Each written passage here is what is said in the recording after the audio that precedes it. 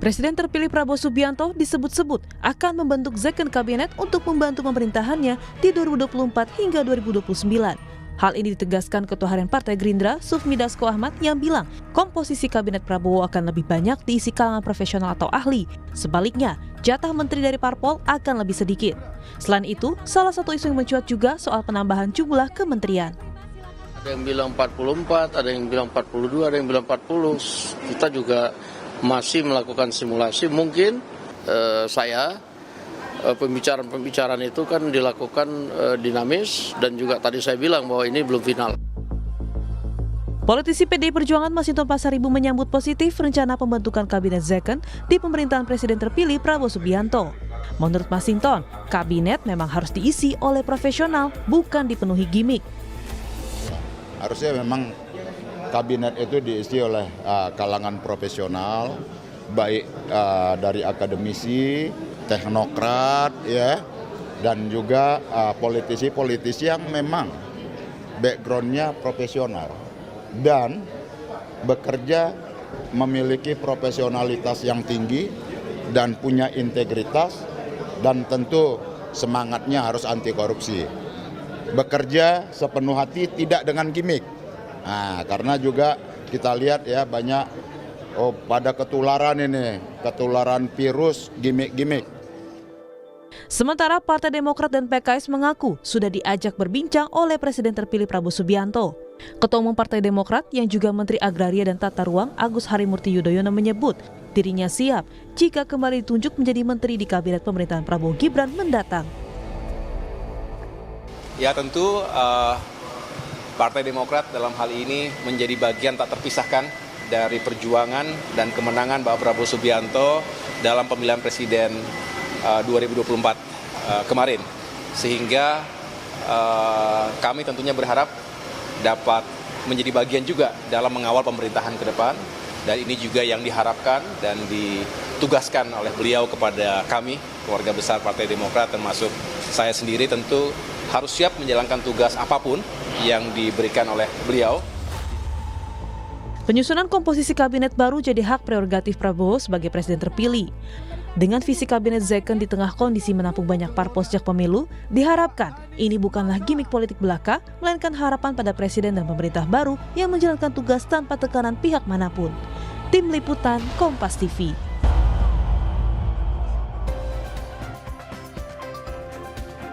Presiden terpilih Prabowo Subianto akan membentuk Second Kabinet atau orang profesional dan ahli untuk mengisi kursi pemerintahannya mendatang. Meski begitu, hal ini disebut masih dinamis. Lalu apakah benar komposisi profesional akan lebih banyak di era pemerintahan Prabowo Gibran? Dan bagaimana dengan jatah menteri dari partai politik?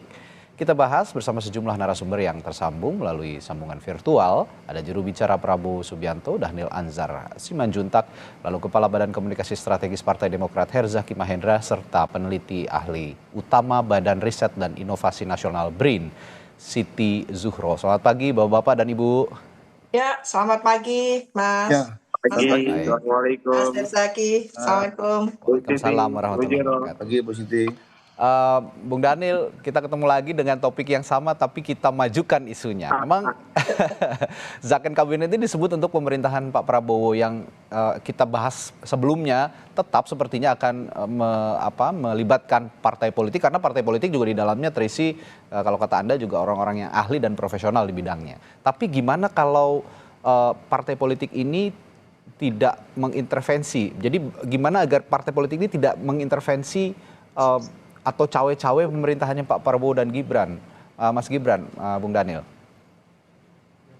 Iya, agaknya Pak Prabowo paham betul ya terkait dengan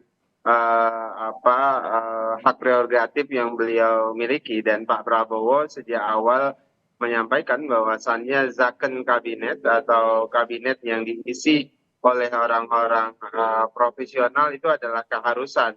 Nah, keharusan yang dimaksud adalah tentu profesionalisme yang dimaksud adalah bagaimana agar orang-orang yang diusulkan oleh partai politik atau non partai politik memang mereka berangkat dari orang-orang yang memiliki, saya sering ulangi, kompetensi yang tinggi, unggul, advantage, kira-kira begitu. Ya. Kemudian kedua, punya integritas. Kemudian ketiga, punya loyalitas. Tiga poin teratas ini sangat penting dimiliki. Nah, kemudian yang kedua, loyalitas. Yang kedua, integritas. Integritas ya tadi saya sebutkan dan sering kali saya ulangi, komitmen Pak Prabowo ingin memastikan pemerintahan yang bersih itu bukan basa-basi. Itu komitmen yang ingin beliau hadirkan dan ingin memastikan bottlenecking pembangunan yang disebabkan oleh praktek-praktek korupsi itu bisa segera dianulir sehingga kita bisa mengakselerasi agenda-agenda pembangunan. Ketiga tentu adalah loyalitas. Nah, ini tadi menyangkut pertanyaan Anda tadi, Mas Randi. Jadi ketika menjadi menteri Pak Prabowo, loyalitas ganda itu tidak boleh lagi terjadi. Maknanya adalah intervensi partai politik, intervensi pihak lain tentu tidak diharapkan, dan loyalitas itu yang diharapkan adalah sepenuhnya terhadap presiden. Dan tentu makna loyalitas ini adalah makna yang positif, bagaimana agar fokus kerja-kerja kabinet itu dipastikan untuk kepentingan publik, untuk kepentingan rakyat banyak, bukan yang lain. Nah, artinya komunikasi Pak Prabowo dengan partai politik itu berjalan dengan baik, dengan tiga nilai-nilai yang sudah disampaikan kepada semua partai. Dan saya yakin semua partai memahami ini. Dan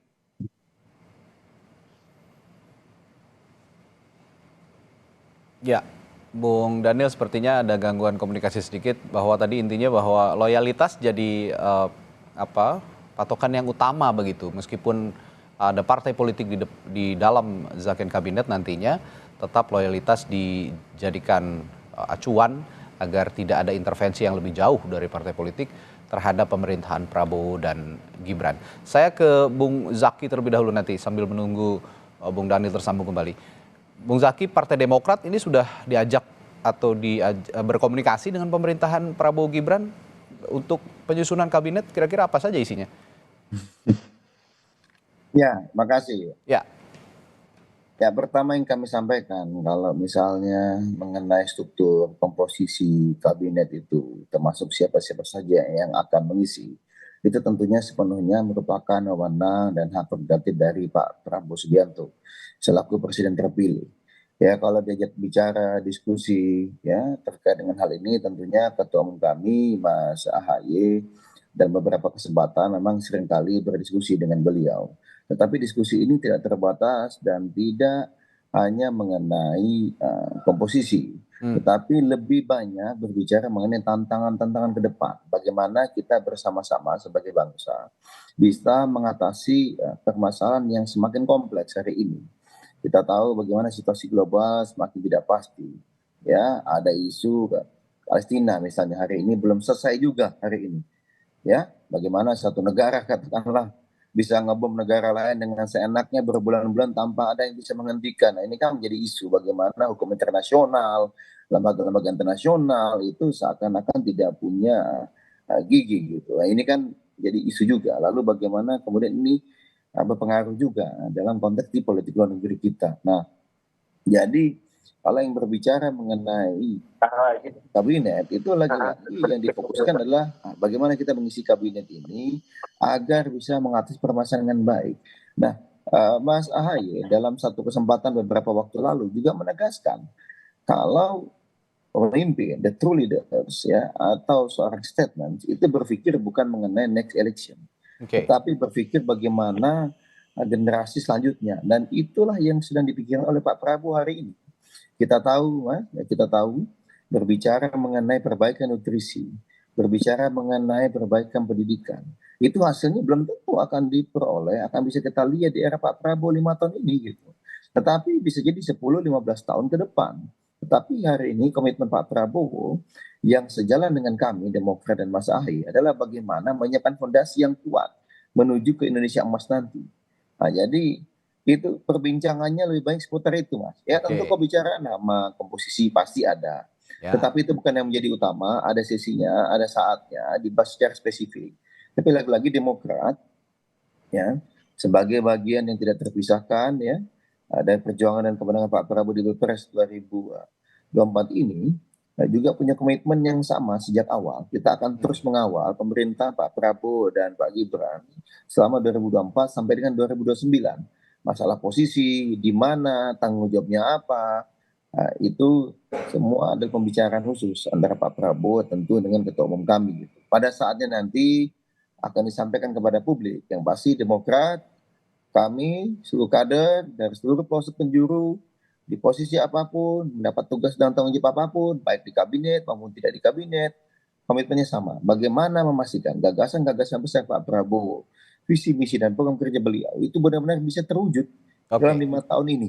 Gitu. Oke, Demokrat lebih memilih untuk membahas substansi tantangan bangsa ke depan dibandingkan untuk membicarakan komposisi, meskipun di sisi lain memang orang-orang yang berada di sekeliling lingkarannya Pak Prabowo itu mengatakan bahwa kabinet Zaken ini tetap akan diterapkan nanti di kabinet yang mendatang. Tapi saya ingin tahu juga dari Partai Demokrat soal pernyataan Pak Prabowo dan juga orang-orang di sekelilingnya soal kabinet Zaken ini. Bagaimana di sisi lain Mas Ahaye juga tadi dalam berita pengantar mengatakan siap jika ingin diminta kembali untuk mengisi posisi kabinet, Bung Zaki. Ya, tentu kalau bicara mengenai Zaken kabinet, nantinya kabinet ini akan baik diisi oleh profesional, ya. Kalau dari Demokrat tentu akan mendukung gitu, karena bagaimanapun kami percaya, ya. Ini hari ini ada akademisi juga, ada prof ya, Siti Zuhro juga gitu. Bagaimanapun ya, profesional, akademisi itu bagian integral, tidak terpisahkan. Ya. Seharusnya dalam pembangunan kita. Ya, saya mengutip kembali nih ucapan dari Mas Ahaye, Ketua Umum kami gitu, bahwa politisi tanpa akademisi itu hanya akan menghasilkan kebijakan yang irasional gitu ya. Kemudian kalau akademisi misalnya tidak dekat dengan politisi atau membuat kebijakan, ujung-ujungnya hanya membuat angan-angan belaka gitu, punya ide gagasan besar itu tidak bisa terwujud. Nah, dalam konteks itulah kenapa kami Demokrat juga, jika Pak Prabowo ingin membentuk Zaken kabinet, ya memang sejak awal kami juga mendukung itu gitu. Katakanlah ada porsi partai, ya wajar, namanya juga kita ini kan realita politik, ya pendukung beliau, pengusung beliau yang berjuang bersama sebagian besar adalah partai politik. Tapi kita tentu tidak bisa melupakan yang namanya profesionalisme tadi. Lalu kalau misalnya tadi dikatakan mengenai loyalitas gitu, bahwa nanti kalau sudah di kabinet perwakilan partai politik tidak setia nih kepada Pak Prabowo, itu kesalahan besar menurut kami. Karena apa? Ya seperti ditegaskan berulang kali ya, oleh Pak SBY misalnya, dan kemudian juga tentu oleh Mas Ahaye terakhir kali disampaikan, kesetiaan kepada partai itu ya itu berhenti ketika mendapat tugas dan tanggung jawab dari negara. Meskipun tetap sebagai kader partai punya komitmen ya, punya tanggung jawab, tetapi yang paling penting ketika menjadi abdi negara, tugas utamanya untuk bangsa dan negara, ini yang menjadi komitmen. Dan kita tahu Mas, hari ini coba Mas Ahaye ini Ketua Umum Partai Demokrat ya. Kita sering kali misalnya dalam konteks berbeda pandangan dengan pemerintah, tetapi begitu masuk di dalam kabinet, pimpinannya namanya Pak Presiden Joko Widodo. Ya itulah yang menjadi istilahnya itu arahan-arahan beliau lah yang kemudian menjadi panduan dalam menjalankan tugas dan tanggung jawab. Jadi nggak ada lagi ceritanya titipan-titipan yang lain gitu. Fokus utama adalah begitu hari ini di kabinet, tugas tanggung jawabnya adalah mengabdi untuk bangsa dan negara, bagaimana bisa memberi manfaat sebesar-besarnya untuk masyarakat. Di luar kami tugasnya memberikan masukan karena kami tidak melakukan secara langsung gitu kan tugas tanggung jawabnya, tetapi begitu di dalam tugas dan tanggung jawab ini itu harus dilaksanakan sebaik mungkin. Dan komitmennya kepada Presiden karena sebagai representasi bangsa dan negara. Ya, saya ke Ibu Siti Zuhro yang biasanya saya akrab sapanya Mbak Wiwi. Mbak Wiwi, kalau Anda percaya kabinet Zaken Prabowo Gibran ini bukan basa-basi? Iya, katanya kita harus optimis ya. Ya.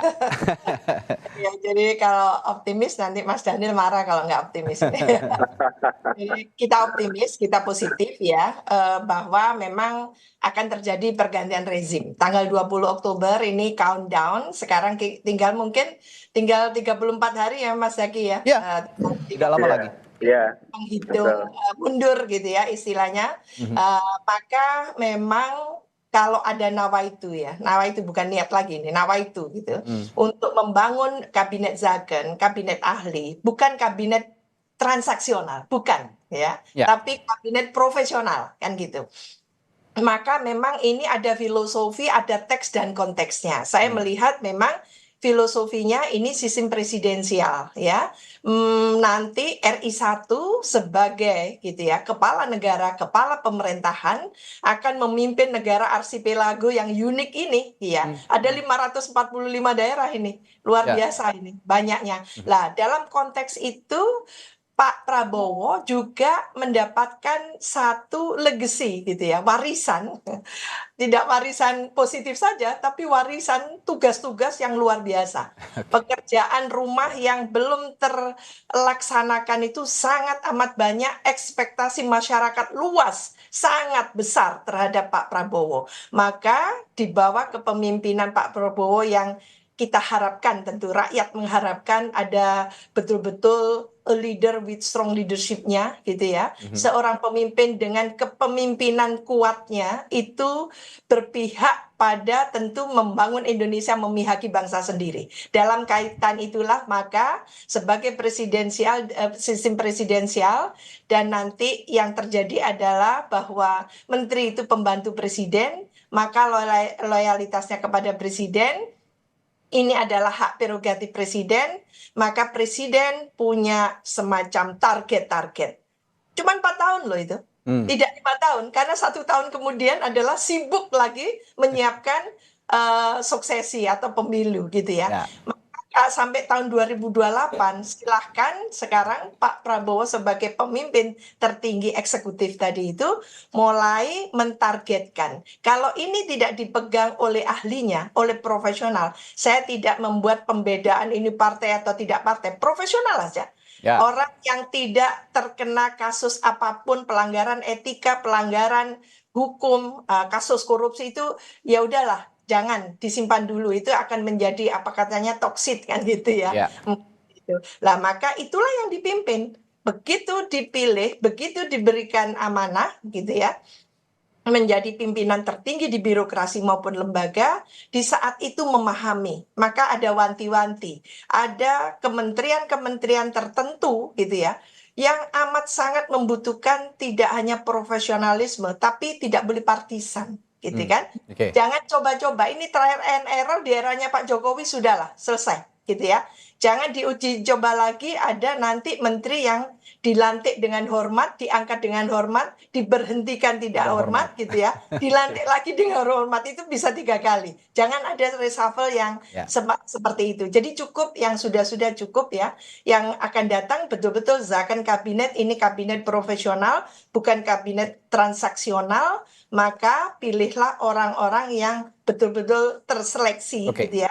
Secara tentu integritasnya dan kompetensinya itu. Oke, tapi begini Mbak Wi, zakon kabinet Prabowo ini kan disebut-sebut berbeda dengan yang ada di tahun 50-an. Kita ketahui di tahun 50-an itu ada kabinet Nasir, kabinet Wilopo, lalu juga ada kabinet Juanda gitu ya.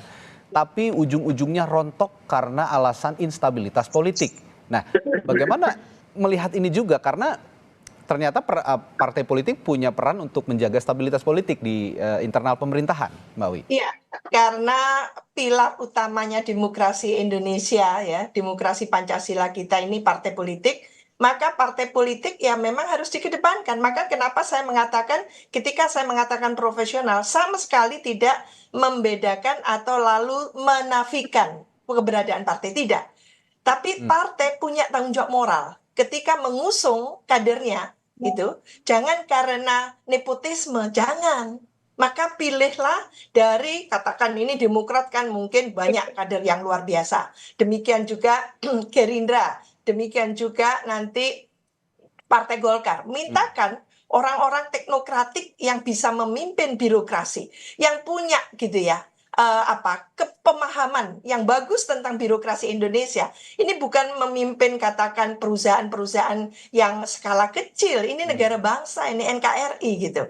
Maka jangan uji coba seperti memberikan satu kementerian tertentu uji coba dengan orang-orang yang kelihatannya secara kamuflase oke, secara popularitas jangan itu yang dilakukan. Betul-betul ekspertisnya itu bisa dipertanggungjawabkan. Dan saya tidak ragu untuk mengatakan Pak Prabowo tidak akan miss tentang itu gitu ya. Dengan semua CV yang bersangkutan, kompetensi yang bersangkutan, maka Zakon kabinet kali ini tentu harus mempertimbangkan kemungkinan gitu ya, resistensi yang diekspresikan oleh partai-partai. Tetap partai-partai mendapatkan haknya gitu ya, Oke. persentasenya, tapi tolong digarisbawahi oleh Pak Prabowo, tolong partai-partai ikut bertanggung jawab mempromosikan kadernya itu ketika Pak Prabowo tidak boleh intervensi, katakan milih sewenang-wenang gitu dari partai-partai. Tapi partai-partai yang harus punya satu tanggung jawab penuh tadi itu. Nah, ini yang kita harapkan ke depan. Tentu kalau ini yang terjadi kesepahaman. Jadi ada kerelaan, keikhlasan dari partai juga melihat bahwa Pak Prabowo juga membutuhkan profesional non partai, profesional dari partai. Jadi sama. Oh ya. Jangan salah, di partai-partai banyak orang profesional, cuman masalahnya tidak diberi kesempatan kan gitu. Nah, kali ini berikan, jangan karena nepotis. Seperti Mas Zaky ini di depan saya ini calon-calon pemimpin ini. Ada yang di birokrasi atau di lembaga gitu. Mas Anar, Mas Zaky gitu. Tapi apakah mereka qualified? Kalau saya mengatakan qualified banget dengan jiwa mudanya dan sebagainya, belum terindikasi korupsi atau melanggar etika dan sebagainya. Jadi menurut saya bagus itu. Nah, seorang teknokrat, seorang ahli, saintis yang ada di dalam partai politik ini harus jeli dibidik oleh seorang Prabowo Subianto. Lalu bagaimana sejauh ini pemetaan dari seorang Prabowo Subianto, presiden terpilih kita yang akan dilantik 20 Oktober, untuk melihat scouting gitu ya, orang-orang yang punya kapabilitas dan kapasitas sebagai saintis, ahli, dan teknokrat yang ada di partai politik. Saya akan tanyakan ke Bung Daniel setelah jeda di Sapa Indonesia Pagi. Tetaplah bersama kami.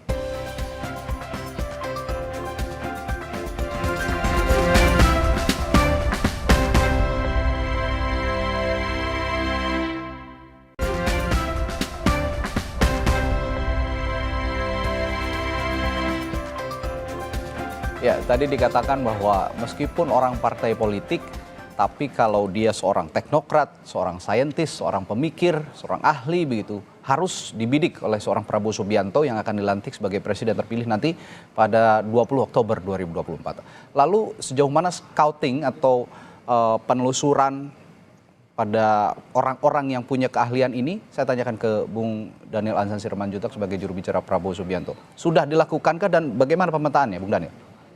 Iya, Pak Prabowo secara pribadi tentu punya cara untuk melakukan screening terhadap mereka-mereka yang dianggap Pak Prabowo punya kompetensi, punya integritas, dan punya loyalitas. Kemudian kedua, Pak Prabowo tentu dibantu oleh tim-tim kecil untuk memberikan masukan kepada beliau terkait dengan persona-persona yang diprediksi atau ditawarkan menjadi pembantu beliau nanti di kabinet. Namun yang perlu diperhatikan tadi yang disampaikan Mbak Wiwi, ya begitulah kira-kira perspektif yang ingin dibangun oleh Pak Prabowo. Pak Prabowo tidak melihat latar belakang partai politik atau non partai politik. Syarat utamanya adalah 3 hal yang saya sebutkan tadi. Nah, namun kalau kemudian ditanya misalnya apakah kemudian mereka-mereka ini nanti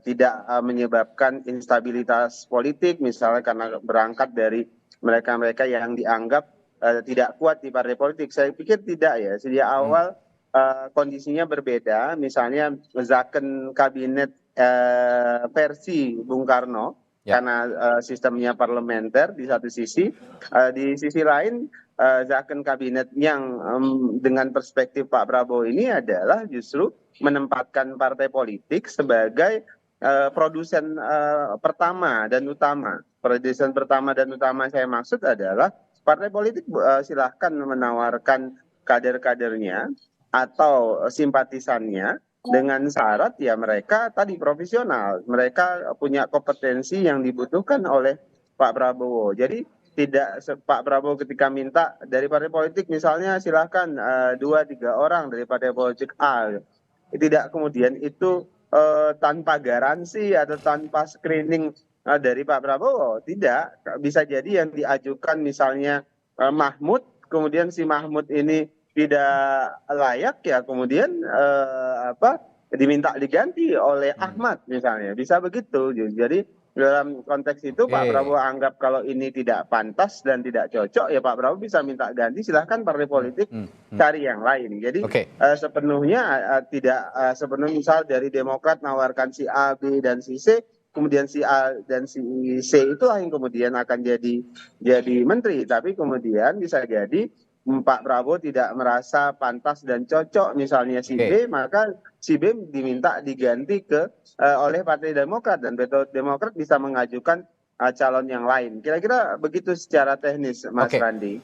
Tapi alih-alih partai politik yang menawarkan, mengapa tidak Pak Prabowo saja yang langsung deep dive, menyelam langsung ke partai politik untuk scouting, melihat orang-orang yang memang punya kapasitas dan kapabilitas? Karena benar kata Mbak Wi tadi, seorang teknokrat saintis pemikir yang ada di partai politik kadang-kadang belum dikasih atau bahkan tidak dikasih kesempatan. Yang muncul justru orang-orang petinggi-petingginya, ketua umumnya, sekjennya, atau wakil sekjen atau wakil ketua umumnya. Bagaimana Bung Daniel soal ini? Mas Randi, inilah namanya proses dialektika dalam demokrasi.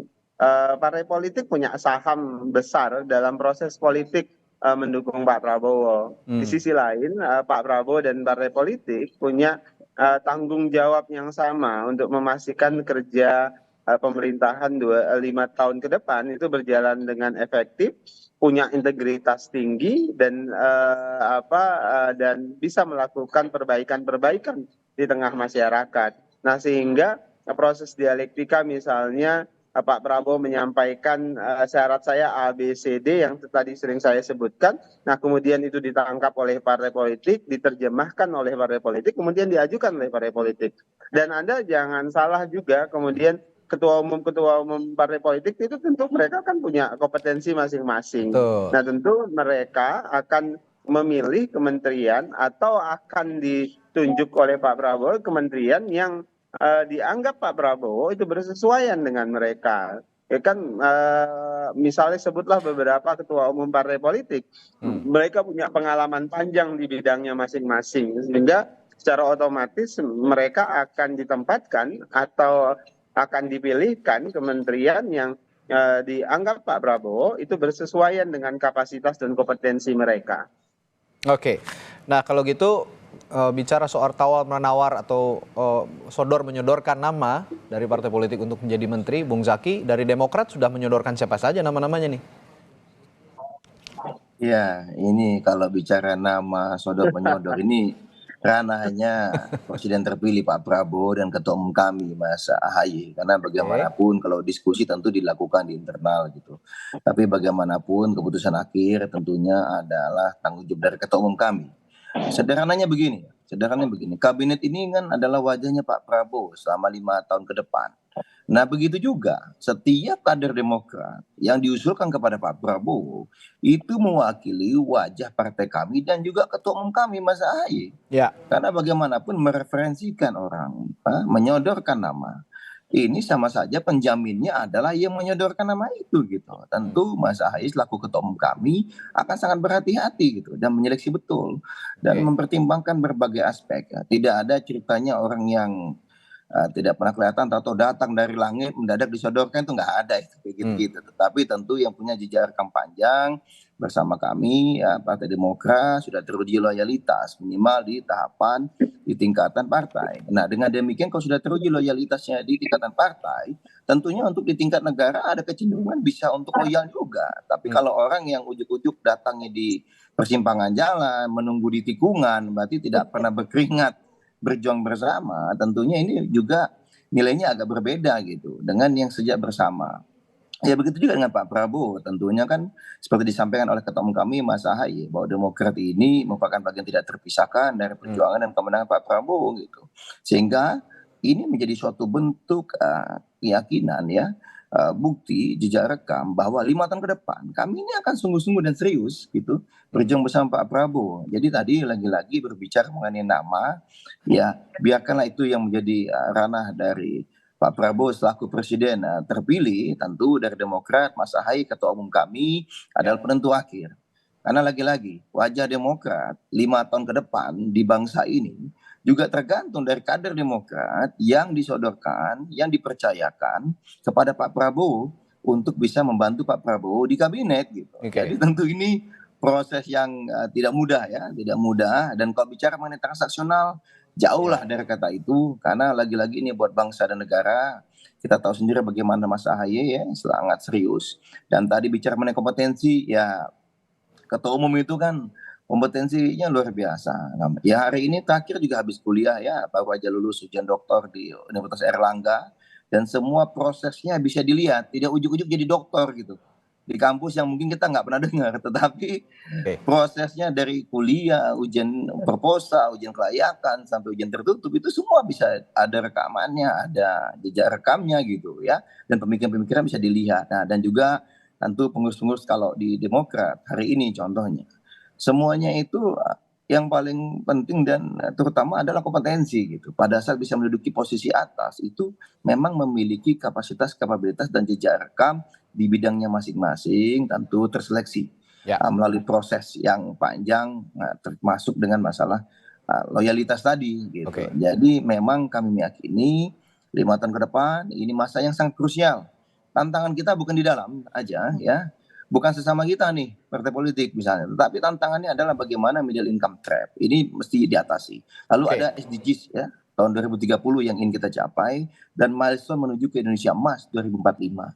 Nah ini yang menjadi pemikiran-pemikiran kita, kerja-kerja besar kita bersama gitu. Oke, bicara soal rekam jejak, Mbak Wi begini, saya paham betul bahwa hak prerogatif presiden untuk memilih menteri-menterinya itu punya hak tertinggi begitu ya presiden. Tapi begini, dalam kultur pemilihan menteri sebelum-sebelumnya kan tiba-tiba sudah dipilih begitu, alih-alih siapa yang menyodorkan atau ditunjuk, tapi kita sudah tahunya ketika sudah dipilih. Tapi sebenarnya rakyat berhak tahu nggak sih calon-calon menteri yang akan dipilih presiden itu, Mbak Wi? Iya, ini pertanyaan penting ya, karena pilpresnya itu bukan pilpres oleh MPR, gitu ya.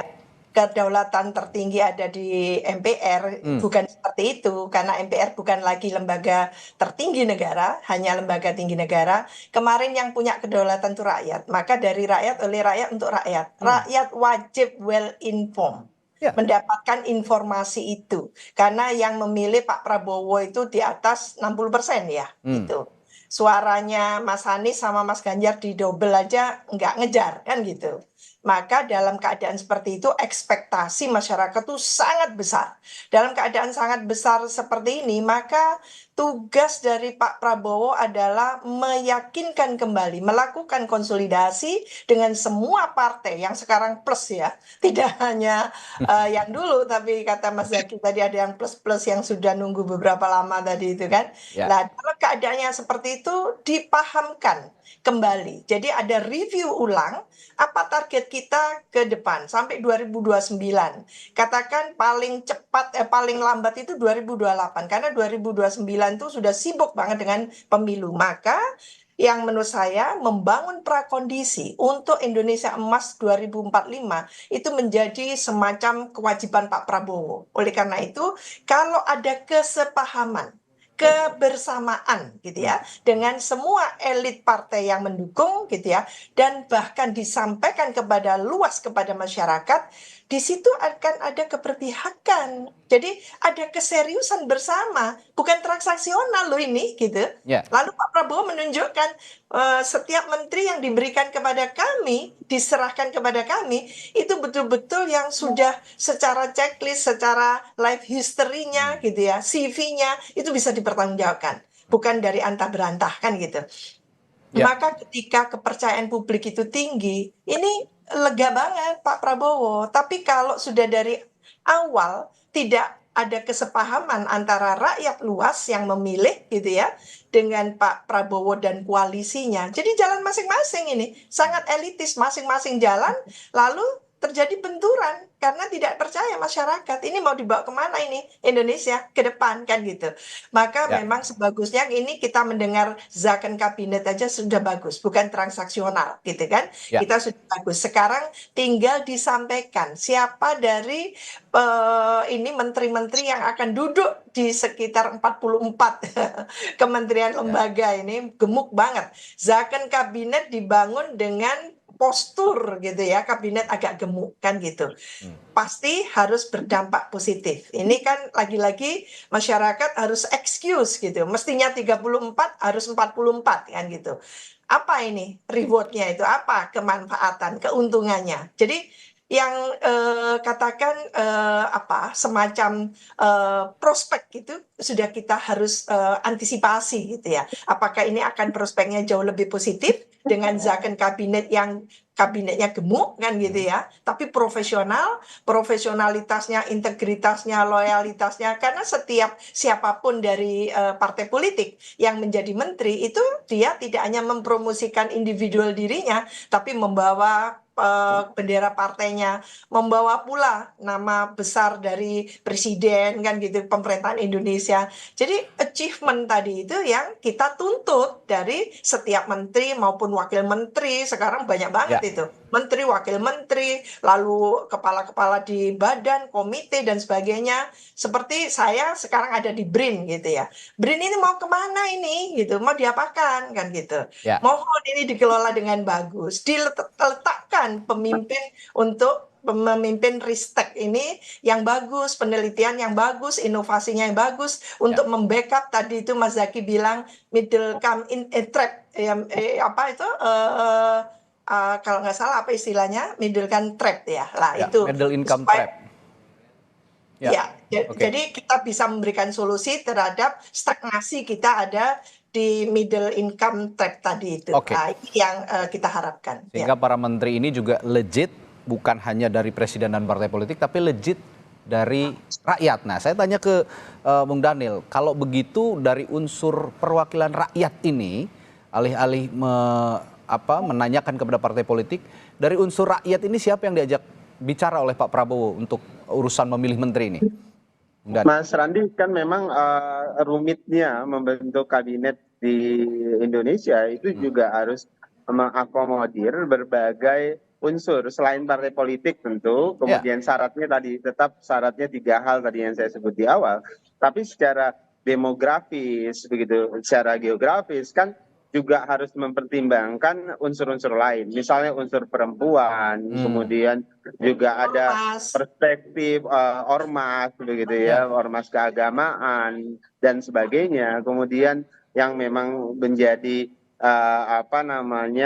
secara historis punya sejarah panjang sebagai founding institution bagi Republik Indonesia, termasuk dari sisi geografis misalnya timur Indonesia, barat Indonesia dan sebagainya.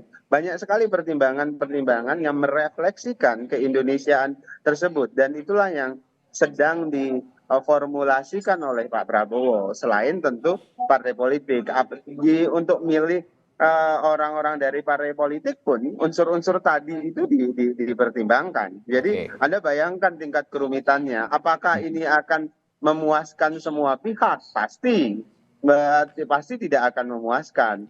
Pasti ada yang kecewa. Dan bahkan kan kami misalnya orang-orang yang di sekitar Pak Prabowo ya dalam posisi memahami betul kerumitan yang dialami oleh Pak Prabowo. Makanya banyak orang ketika menganggap oh ya orang-orang dekat Pak Prabowo pasti jadi menteri dan segala macam. Kami selalu dalam posisi tidak, kami orang-orang yang siap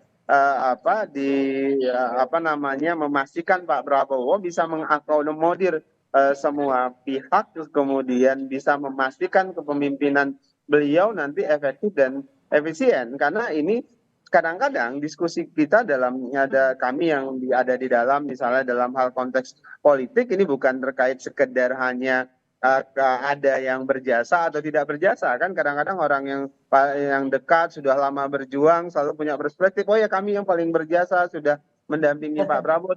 Tidak seperti itu perspektifnya. Egoismenya tidak sekedar terkait dengan itu, tapi terkait dengan mengakomodir banyak unsur keindonesiaan yang sangat kompleks itu. Inilah seninya memimpin Indonesia, dan kami berkeyakinan seperti tadi saya sebutkan, semaksimal mungkin Pak Prabowo meminimalkan trade off, artinya yang kecewa begitu. Ini pasti ada tapi harus diminimalkan, kira-kira begitu. Oke, terakhir untuk Bung Zaky, apa yang ingin disampaikan kepada Pak Prabowo dari Partai Demokrat sebelum nanti ditetapkan orang-orang yang terpilih untuk jadi menteri? Ya, kalau apa yang ingin disampaikan itu semua sudah disampaikan. Oh, sudah disampaikan. Kami kepada Pak Prabowo. Ini kan beliau ini kan sering berdiskusi dengan Pak Prabowo, meskipun memang tidak semuanya diekspos oleh publik. Yang pasti Demokrat punya komitmen 5 tahun ke depan merupakan masa-masa krusial dan kami akan selalu setia mendukung pemerintahan Pak Prabowo dan Pak Gibran selama 5 tahun. Di posisi manapun, kadang-kadang kami seluruh Indonesia siap untuk terus memastikan program-program beliau, gagasan-gagasan besar beliau, itu benar-benar bisa terwujud dan dirasakan betul manfaatnya oleh rakyat Indonesia. Nah, itu yang menjadi komitmen awal kami dan ini akan kami jaga terus sesuai dengan arahan dari Ketua Umum kami, Mas AHY. Oke. Tadi kalau disinggung oleh Bung Daniel, memang untuk pemilihan menteri ini we cannot please everyone. Kita tidak bisa membahagiakan semua orang. Tapi at least ya, paling tidak ini legitimate kepada pemilih Prabowo Subianto yang jumlahnya hampir 60% dari pemilih yang ada di Indonesia pada saat Pilpres 2024 lalu. Semoga demikian, kita doakan bersama. Terima kasih. Bisa nambahin dikit, ya, Mas? silakan Mbak Wi, singkat aja. Yang penting itu jangan trial and error lagi. Ya. Saya yakin Pak Prabowo tidak mau itu, maka pilihlah orang yang tepat. Dalam arti satu ya, mengacu pada Astacita. 8 program unggulan itu harus konsisten. Membangun Indonesia dari desa, gitu ya, membangun desa dari bawah untuk katakan pemerataan dan membasmi kemiskinan. Jangan diletakkan orang yang tidak tepat gitu. Itu satu contoh. Desa itu luar biasa. Kalau mau take off Indonesia take off desa lah. Ini jumlahnya udah 8 ribuan kan gitu. Itu yang antara lain yang jangan trial and error, jangan reshuffle melulu tapi nggak jelas kan gitu. Makasih. Baik, saya yakin dicatat juga oleh juru bicara Prabowo Subianto Daniel Anzar Simanjuntak dan Kepala Badan Komunikasi Strategis Partai Demokrat Herzaki Mahendra. Terima kasih dan juga peneliti ahli utama Badan Riset dan Inovasi Nasional BRIN Siti Zuro telah berbagi perspektifnya pagi hari ini. Terima kasih, sampai jumpa lagi. Sehat selalu Bapak dan Ibu. Terima kasih.